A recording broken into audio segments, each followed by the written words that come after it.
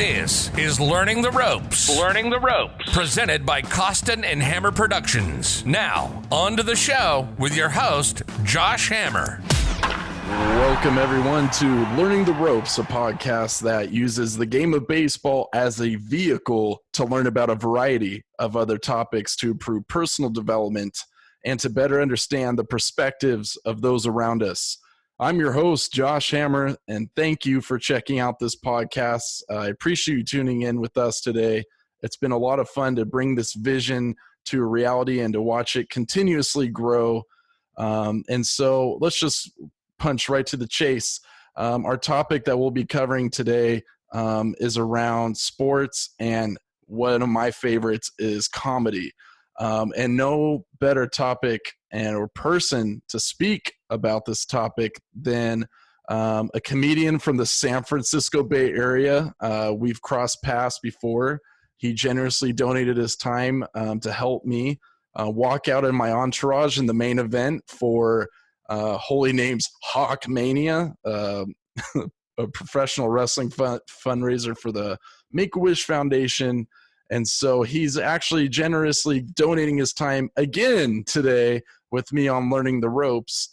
And I also want to shout out his debut album, Above the Fray, coming out this Friday, and you could download it on Apple Music. So without any further ado, Paul, thank you for being here. Welcome to the show, baby. Oh, what an intro. Thank you, man. It's so good to be here.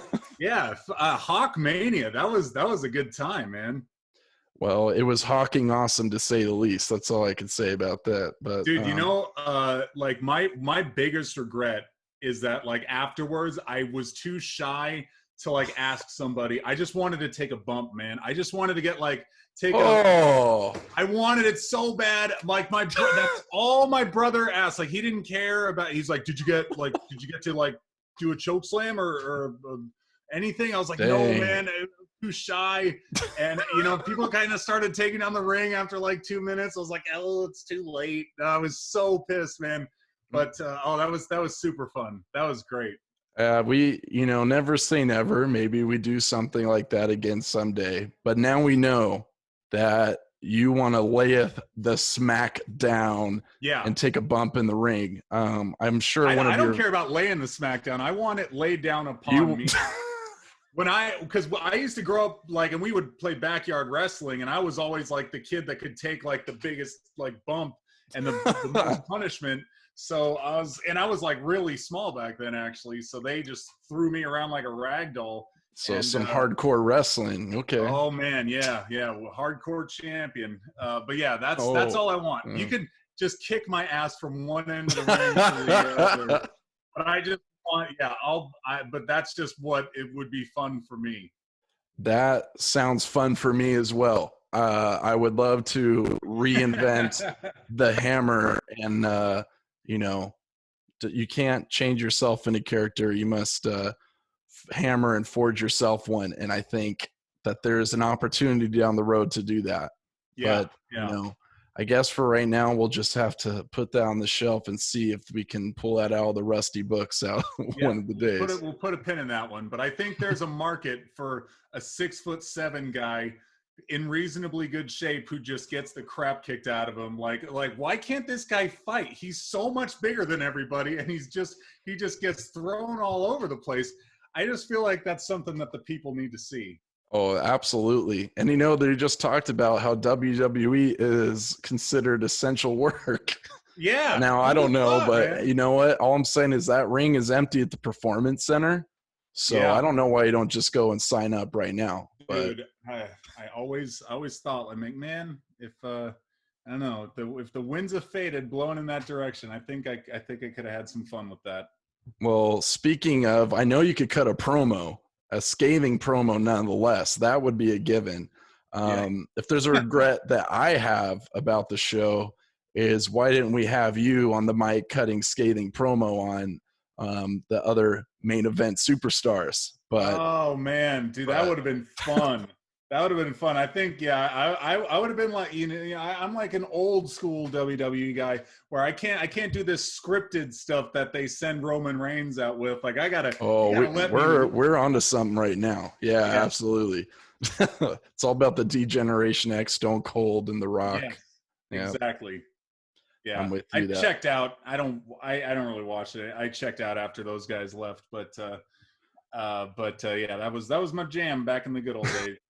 What was your so say you're running comedy shows, you're about to start off, and say you're the intro MC, you're the one welcoming everyone to the show, but you get like a smoke and mirrors spectacle entrance. What WWE superstar song would you come out to as your theme? Which one really just gets you fired up? Dude, okay, well, I'll tell you what. I mean, in my opinion, the greatest entrance of all time belongs to The Undertaker. That said, probably not the place for a comedy show. People are like, man, this sucks. Like we're not gonna laugh at all. This is just morbid. I think the best wrestling theme song to start a comedy show I would say it's probably going to be the DX theme song. I would be even more picky. I would say the Run DMC version. Yes, that no one really knows about. Dude, I have that in my workout mix. I love that song. Oh, no way. Okay. Yeah. Rock cool to be my hobby and job, and when I come and bring the ruckus suckers dark as they touch. Yeah. Okay. So that's the best song. The rest of that aggression CD, not so. Yeah, hot. It doesn't matter. Yeah. But they got cold off of that one. That's awesome. I can't believe anyone I'm surprised anyone knows that version of that song. So wild. That fires me up. Yeah. Let's talk a little bit about your comedy career, if you don't mind. Yes. You played basketball at Holy Names University, which is also my alma mater, and that's obviously how we cross paths in that circle of hawks. But what led to you from, you had sports under your belt and you were navigating through different journeys, but what is it about comedy particularly that you are passionate about? Yeah, it's a great question because, I get so many people that are like, why didn't you pursue basketball further? And hey, I get it. You look up those stats online, 3.3 points per game in the NAIA. I scored a total of 106 points over 4 years. Why didn't I take it overseas? I don't know. Throw my name in the draft. I don't know, man. But I think my teammates will back me up on this. They're like, okay. He's the funny one on the team. He's the guy that's like, hey, coach, look, I went to Walgreens. I got a lower back tattoo from the vending machine. Isn't that hilarious? And he's like, yeah, did you work on those post-up moves? No, I totally forgot about that. I was really focused on the lower back tattoo thing. Absolutely. That's about it. No, I've been just the goofy dude my whole life. I've absolutely loved stand-up comedy. Actually, you would know when you graduate Holy Names, at least as far as I know, but you have to write a senior colloquium paper. Yeah. So my senior colloquium project was about stand-up comedy. I got my degree in multimedia communications. So okay. I've never enjoyed a paper more. It's supposed to be 10 pages. Mine was 17 or something. You got into it. Couldn't stop. It's just always been a huge passion of mine. I literally got my first laugh in kindergarten at show and tell, and I was like, oh man, we're gonna chase that feeling for a while. Yeah. So and it's just been my life for a long time. So yeah, why not try to make a living out of it? Yeah. That's incredible. I also got into my senior colloquium paper, and I mentioned something around professional wrestling. Oh, nice. And it was funny because it's about Ronda Rousey, and I talked about how she was undefeated, blah blah blah blah. Well, guess what? The one time she lost happened right before the day I gave my presentation. Oh man! So I didn't even have time to change my PowerPoint or anything. I just rolled with it. Man. But everyone was making fun of me about it. Like, yeah, too bad that lost all of your street cred. Right. About God. Friggin' Holly Holm just like dropped you down a letter grade. Yeah, she did. She did. And I'm still feeling it. That's why I'm going to WWE instead of UFC. Yeah, exactly. Well, I don't talk about that fake UFC stuff. I talk about the real stuff. Oh, this I'm is talking real. about the stuff that actually matters, you know? Yeah, 100%. If you can't cut a scathing promo, then be gone with him. They don't even allow for like, when's the last time anyone interfered in a match, like a manager like distracted the ref while someone hit you over the head with a belt or something? I mean, where is the pageantry? I couldn't say that any better. There's something about professional wrestling that I enjoy, and it's probably just the storytelling component. I love promos, like, and then the old school like banter and stuff. So I guess, which leads me to my next question.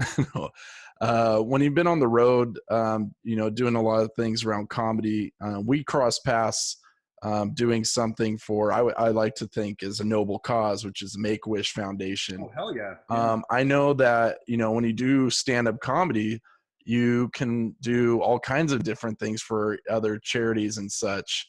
I believe like one time we were talking, he talked about, I think it's called like Laughs for Life. That I don't know if you could talk maybe a little bit more about that, but I know it's because I've seen it before, or I haven't attended myself, but I think it's for like the SF suicide. Yeah.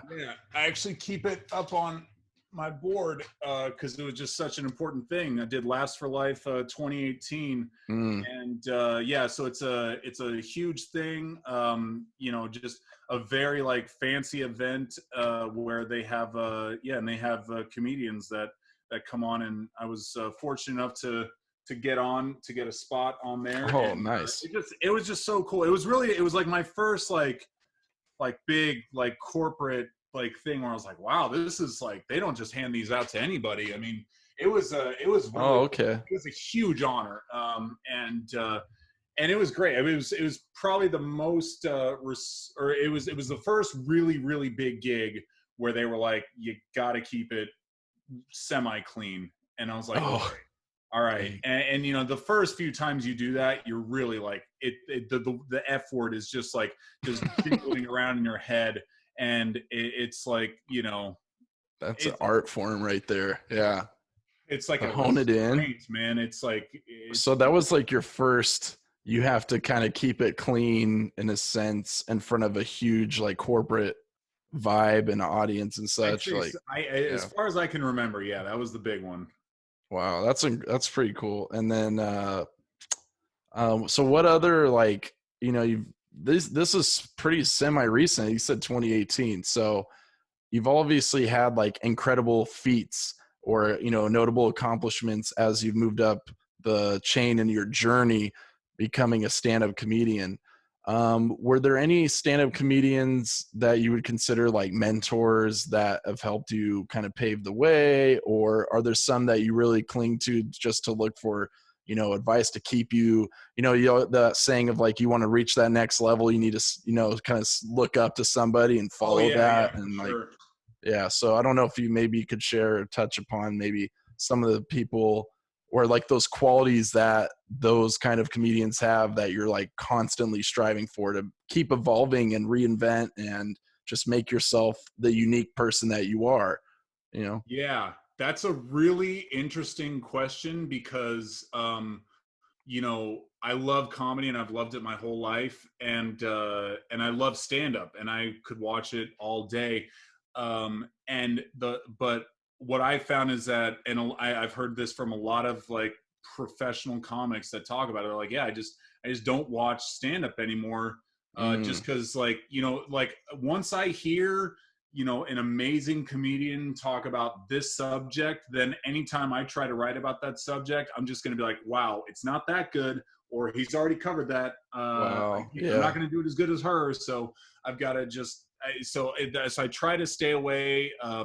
For for the most part, I mean, you know, if it's like a huge special and I just love the person that's doing it, I got to check it out. But yeah, I mean, growing up, I loved comedy. I used to watch like Gallagher specials with my dad. Yeah. And then I remember when I was 13, and my parents were gone at Sam's Club, and like, you know, that's like Costco. They're gone for like hours. They would do like a big thing where they'd come back with like the vans full of groceries like every 3 months, and we'd hunker down like beavers or something. And absolutely, yes. Yeah, but they were gone for like hours, and I was like, well, I'm gonna watch HBO, and George Carlin's special was on. And that was the first time that I was like, oh my gosh, like this is what comedy can be. I could not believe, I mean, obviously he's saying a bunch of like curse words, which is just going to be funny by default to a 13-year-old. But just the way, like, I could tell, like, he's like, oh my gosh, he's saying this about these people, and he's like making fun of this and this. I just didn't know, like, those are the heights that you could take comedy. And so I was like, man, like that's something to follow right there. And then, but I mean, you know, being in this scene, like the Bay Area / like Northern California, like the Sacramento scene is just that's where I'm from. Hotbed, man. It is incredible. We have so many amazing comics, and so many of them have gone on to do incredible things, and they're in LA and New York, and they're crushing it. But even the guys that you still see here just at, you know, some bar in front of 10 people on a Wednesday, obviously when we're not in a pandemic, but absolutely, you know, they just, you're like, man, do you people, like, you don't understand what you're seeing. This person is phenomenal.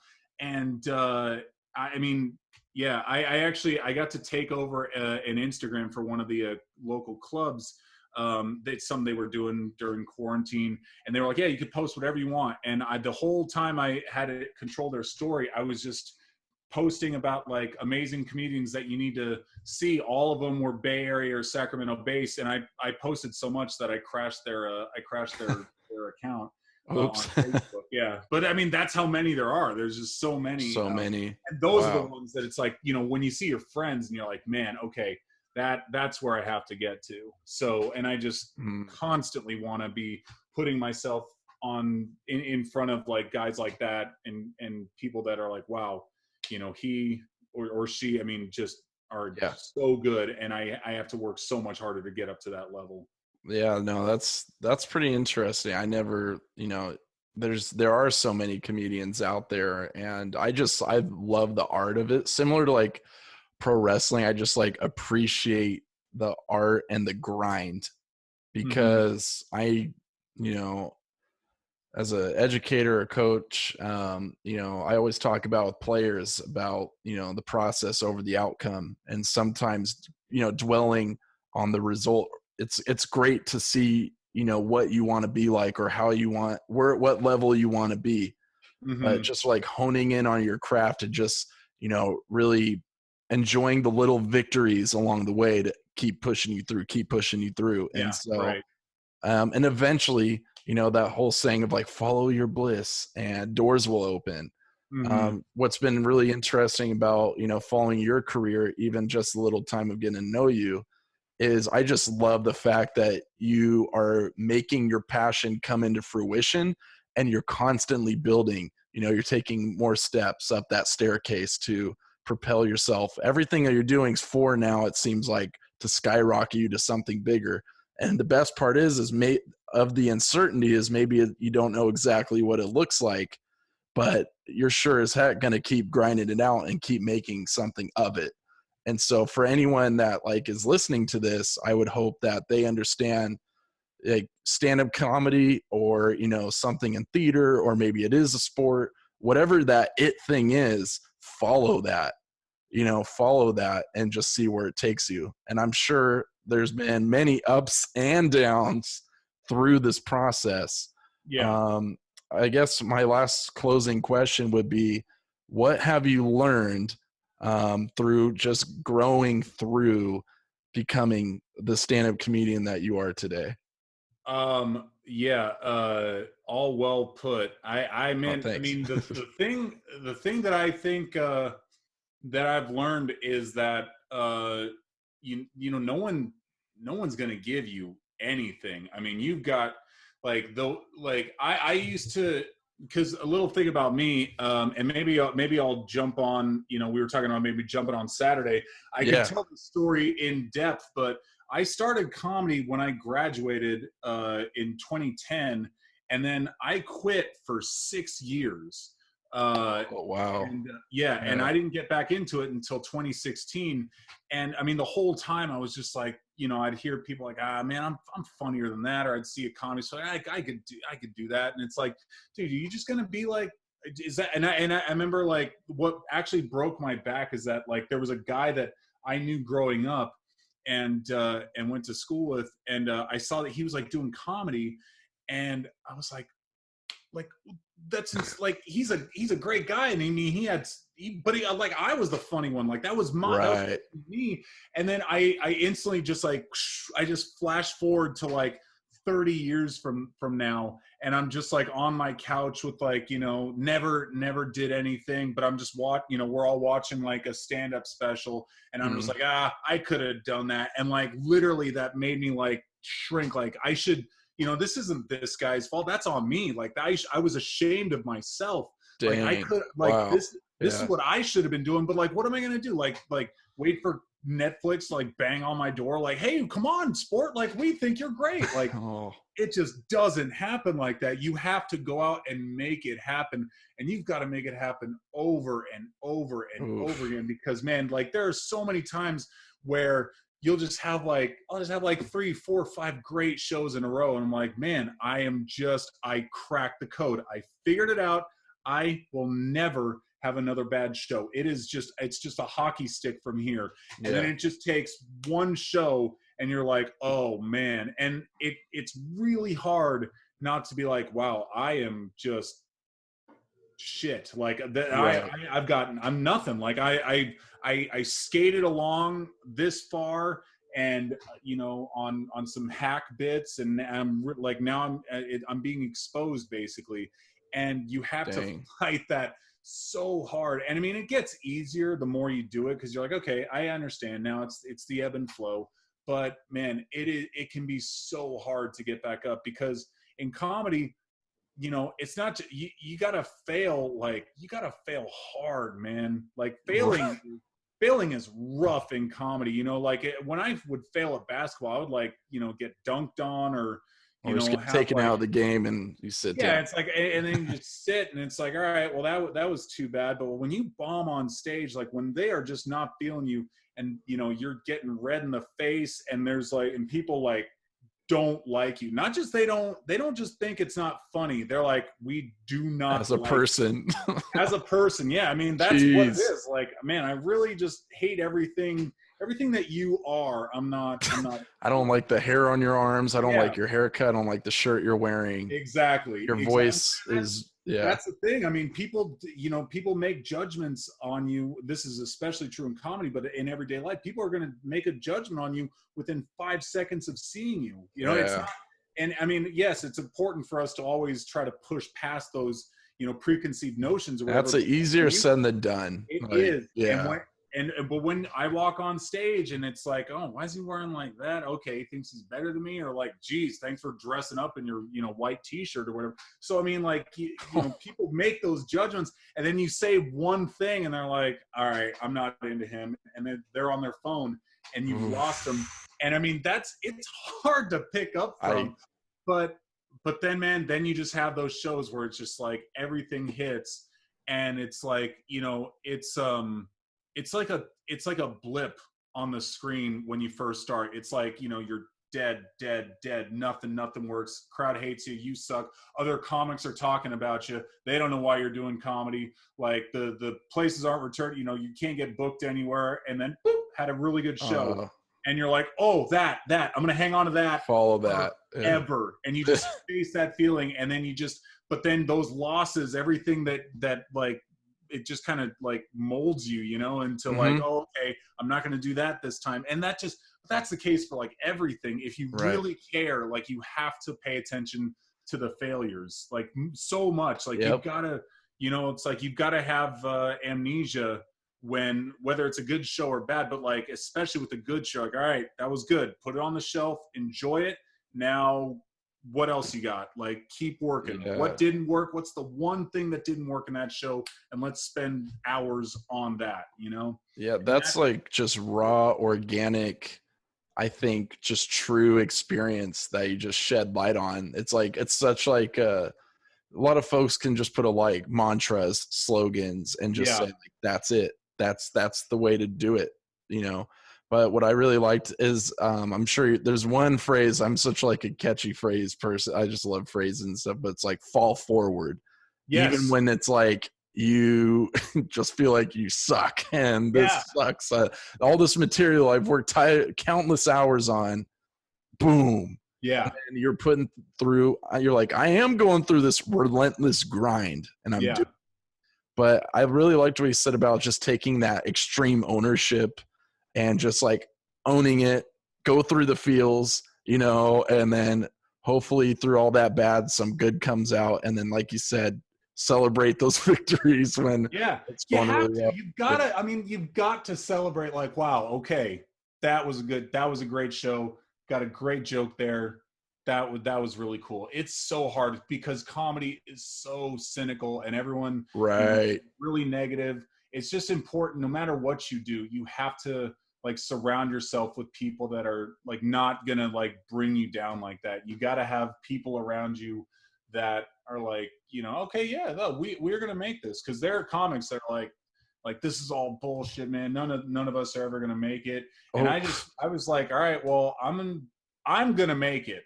So I have to separate myself because I'm not gonna get weighed down by that. Yeah, some you grow out of, like kind of the whole like friends or whatever. You grow out of friends, and okay, that's not what I'm vibing with anymore. Right, so right. I'm gonna go do my thing.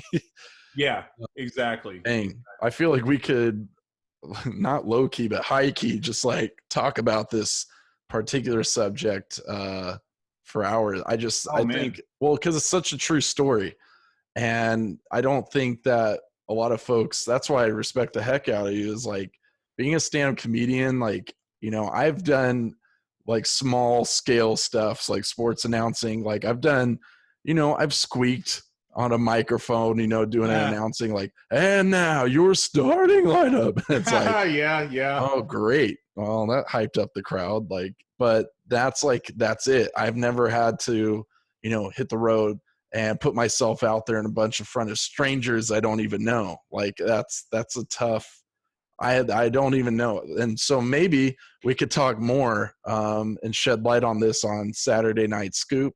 Dude, for sure. I would love that. And then before we sign off, I want to make another shout out about your debut album. Yeah. Fray. So is there any lasting plugs you have for Above the Fray, what it's about, what people can expect when they tune in?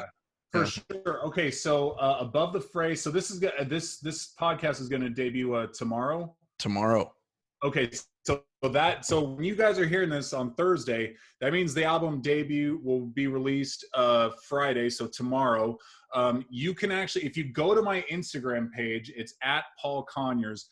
My bio, there's a link that you can pre-download the album, or you can just, and then it'll like, you can pick Apple Music or Spotify, and then on Friday it'll automatically be in your library.